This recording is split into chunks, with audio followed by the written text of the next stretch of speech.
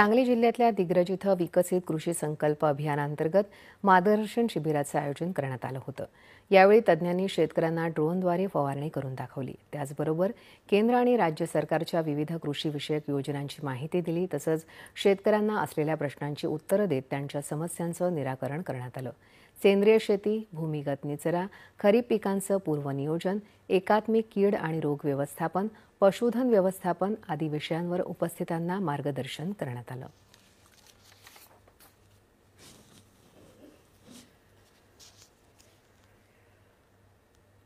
विकसित कृषी संकल्प अभियान या अभियानांतर्गत कृषी विज्ञान केंद्र कांचनपूर, कृषी रिसर्च स्टेशन कसबे डिग्रज, आत्मा व कृषी विभाग महाराष्ट्र शासन यांच्यामार्फत आम्ही गेली 29 तारखेपासून ते 12 जून हा जो 15वडा नवनवीन तंत्रज्ञान आले ते शेतकऱ्यापर्यंत डायरेक्ट बांधावर घेऊन आम्ही आलो आहोत।